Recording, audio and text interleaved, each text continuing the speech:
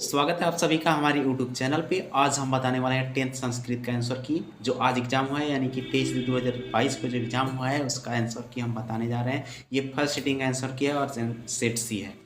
चलिए प्रश्नों को देखते हैं। प्रश्न नंबर एक दिया है कि तस्मीन पद का मूल रूप है। तो तस्मीन पद का मूल रूप जो है तत् है। राइट आंसर ऑप्शन ए होगा।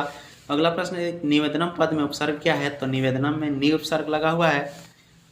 3 नंबर लिखा है किस पद में परिउपसर्ग है। तो परिणामम में परिउपसर्ग है। राइट आंसर होगा ऑप्शन ए।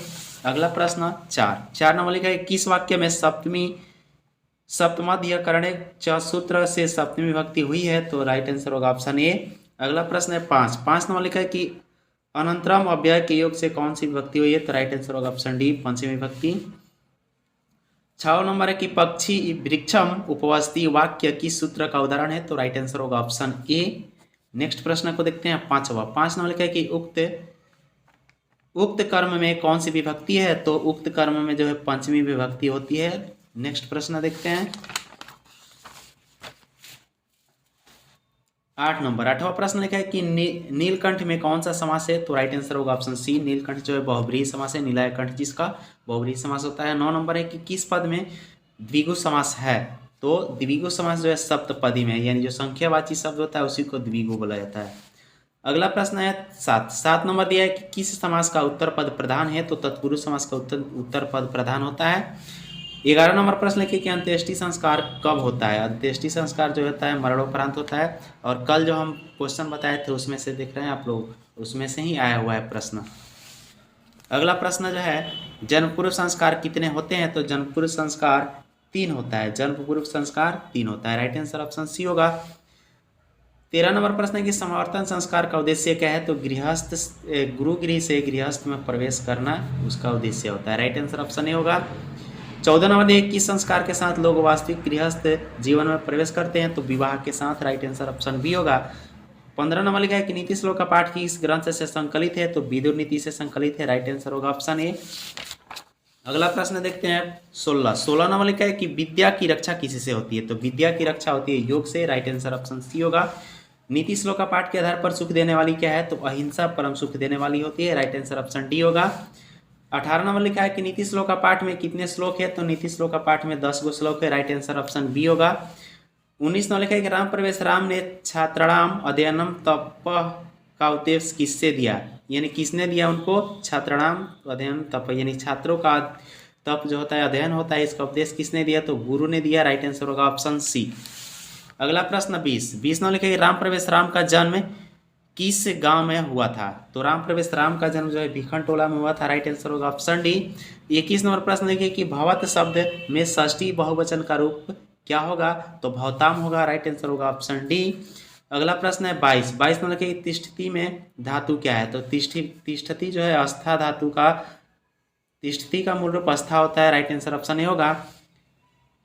23 नंबर लिखा है तुमुन प्रत्यय से बना वाक्य। तो हंतुम होगा। तुमुन प्रत्यय से बना वाक्य। राइट आंसर बी होगा। अगला प्रश्न 24 नंबर लिखा है कि राघवा में कौन सा तद्धित प्रत्यय है। तो राघवा में अण प्रत्यय है। राइट आंसर सी होगा।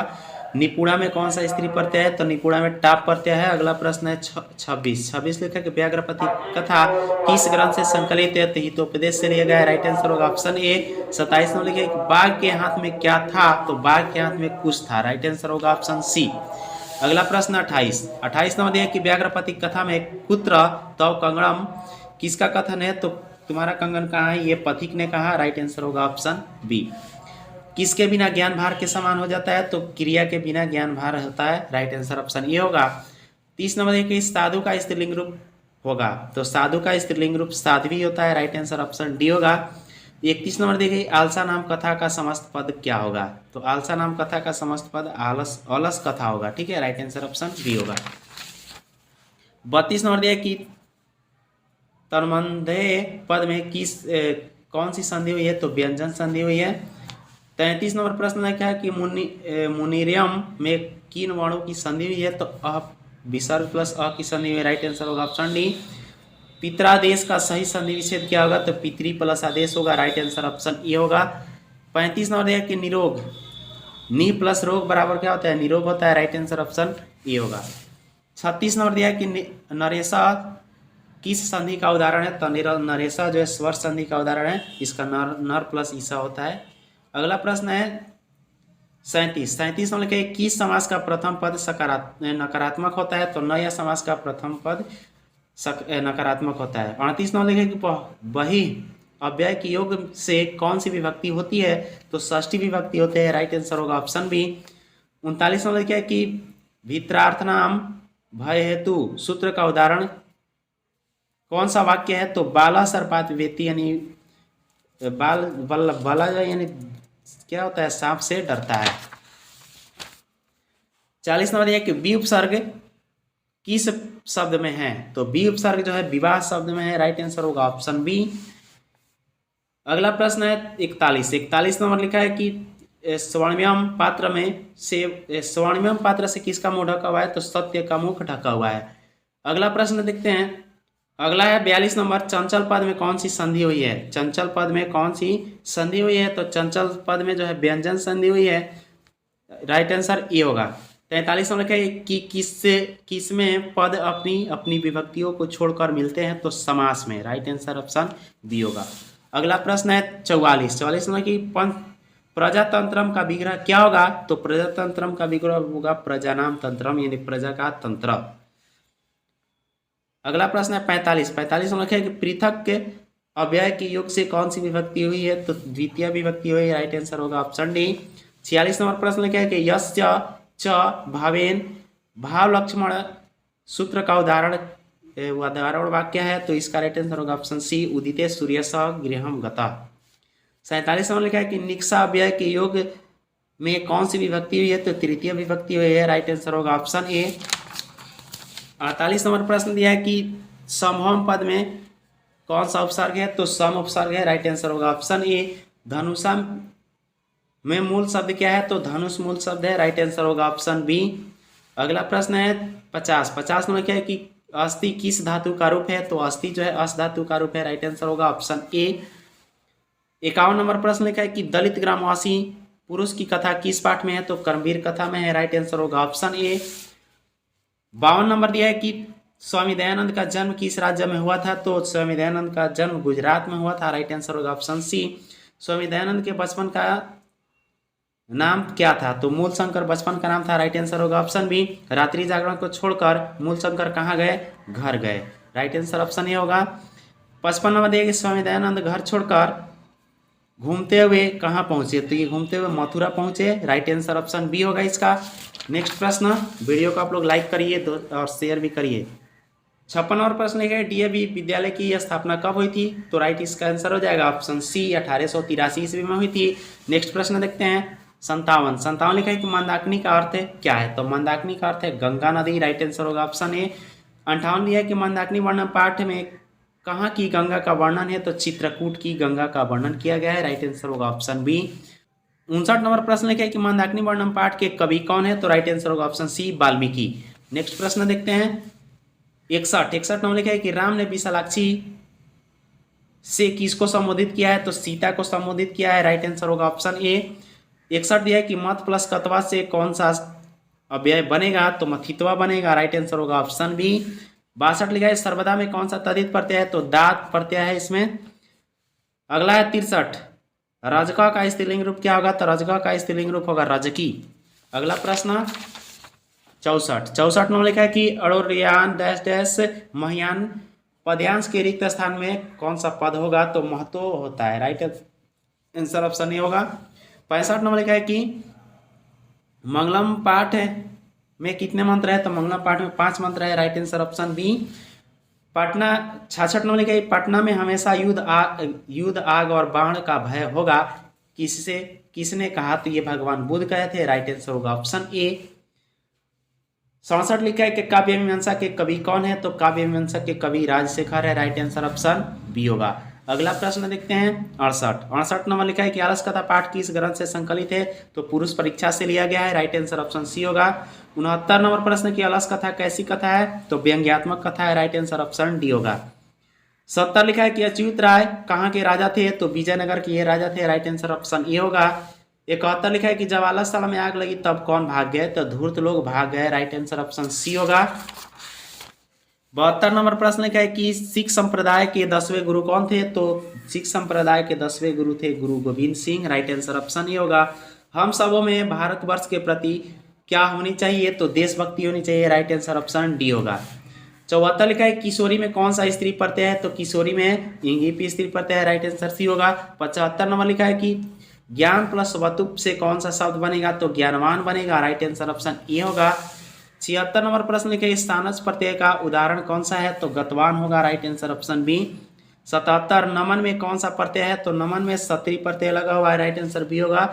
78 लिखा है कि ठक प्रत्यय से कौन सा पद बनता है? तो ठक प्रत्यय से धार्मिका पद बनता है। राइट आंसर बी होगा, डी होगा। 79 नंबर लिखा है कि भवेत किस लकार का रूप है? तो भवेत जो है विधिलिंग लकार का रूप है। राइट आंसर ऑप्शन सी होगा।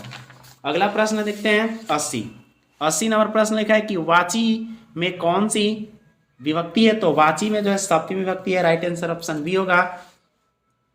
81 लिखा है कि किम तरल में कौन सा अव्यय, किम तरल से कौन सा अव्यय बनेगा? तो कुत्र बनेगा। राइट आंसर होगा ऑप्शन बी। किम प्लस तरल जब मिलता है तो कुत्र बनता है। 82 नंबर लिखा है कि पृष्ठवान में कौन सा प्रत्यय है? तो पृष्ठवान में कत प्रत्यय है। राइट आंसर होगा ऑप्शन डी। 83 नंबर लिखा है कि हन धातु के लट लकार प्रथम पुरुष एक वचन का रूप कौन सा है? तो इसका लट लकार प्रथम पुरुष बहुवचन का रूप बताने, तो बहुवचन का रूप होता है घनंती। राइट आंसर ऑप्शन डी होगा। अगला प्रश्न देखते हैं 84 नंबर प्रश्न लिखा है कि किस समास का उभय पद प्रधान होता है? तो द्वंद्व समास का उभय पद प्रधान होता है। राइट आंसर ऑप्शन ए होगा। 85 नंबर का किस पद में स्वर संधि है? तो सैनम में स्वर संधि है। राइट आंसर होगा ऑप्शन ए। 86 लिखा है कि कंगड़म का संधि विच्छेद क्या होगा? तो कम प्लस कड़म होगा। राइट आंसर ऑप्शन बी होगा। अगला प्रश्न है 87 एतत् प्लस श्रुत्वा की संधि क्या होगी? तो एत श्रुत्वा होगा। राइट आंसर ऑप्शन बी होगा। अगला प्रश्न देखते हैं अगला 88 नंबर प्रश्न, कर्ण से अदनवीरता पाठ किस ग्रंथ से लिया गया है? तो कर्ण भार रूपक से लिया गया है। राइट आंसर ऑप्शन ए होगा। 89 नंबर प्रश्न लिखा है कि वास्तव में अशांति के कितने कारण है? तो अशांति के 2 कारण है। राइट आंसर ऑप्शन ए होगा। शास्त्रकारा पाठ किस शैली में है? तो प्रश्नोत्तर शैली में है। राइट आंसर ऑप्शन बी होगा। 91 नंबर प्रश्न लिखा है कि जनक की सभा में कौन थी? तो जनक के सभा में गार्गी रहती थी, और कल बताए थे गार्गी वाचकर्मी 2 गो स्त्री रहती थी, तो उसमें से गार्गी का ऑप्शन में लिया है। राइट आंसर बी होगा। 92 नंबर लिखा है कि मधुरा बीजयम किसकी रचना है? तो मधुरा बीजयम जो है गंगा देवी की रचना है। राइट आंसर ऑप्शन सी होगा। 93 नंबर लिखा है कि विशाल संस्कृत साहित्य लेखी किसके द्वारा संवर्धित है? तो कवि और शास्त्रकारों द्वारा संवर्धित है। राइट आंसर ऑप्शन सी होगा। भारत महिमा पाठ में पुराणों से कितने गद्य पद्य संकलित है? तो इसमें 2 पद्य संकलित है। राइट आंसर होगा ऑप्शन बी। अगला प्रश्न है 95 भारत महिमा पाठ में गायंती देवा किल गीतकानी पद्य किस पुराण से संकलित है? तो ये विष्णु पुराण से लिया गया है। राइट आंसर ऑप्शन सी होगा। 96 नंबर लिखा है कि भारत में सदा सेवित है, सागरों से, पर्वतों और झरनों से, नदियों से, यानी इनमें सभी। राइट आंसर होगा डी। अगला प्रश्न है 97 नंबर लिखा है कि गर्भाधान संस्कार का प्रयोजन है? तो गर्भ रक्षा, गर्भस्थ शिशु में संस्कारारोपण और गर्भवती की रक्षा, यानी इनमें सभी, इसका भी राइट आंसर होगा ऑप्शन डी। 98 नंबर लिखा है कि नद्या समुद्रे स्तंभ गच्छन्ति रेखांकित पद का प्रश्न निर्माण निम्न में कौन सा होगा? तो राइट आंसर होगा ऑप्शन ए, के समुद्र स्तंभ गच्छन्ति। राइट आंसर ये होगा। 99 नंबर है कि मिथिला में वीरेश्वर कौन थे? तो मिथिला में वीरेश्वर एक मंत्री थे। राइट आंसर होगा ऑप्शन ए। 100 नंबर लिखा है कि गोल घर कहाँ है? तो गोल घर पटना में, ये सब कोई जानता है। हम लोग बिहार के हैं तो बिहारी लोग जानते ही हैं कि गोल घर कहाँ है, पटना में। राइट आंसर ऑप्शन बी होगा। तो ये था आज का सब्जेक्टिव प्रश्न, जो बहुत ही सिंपल सा प्रश्न पूछा था। आशा है कि आप लोग सभी प्रश्नों को हल कर दिए होंगे, यानी कि 100 में 50 प्रश्न बिल्कुल सही बनाए होंगे। अब यहीं पे वीडियो को समाप्त करते हैं। धन्यवाद। जय हिंद, जय भारत, जय बिहार।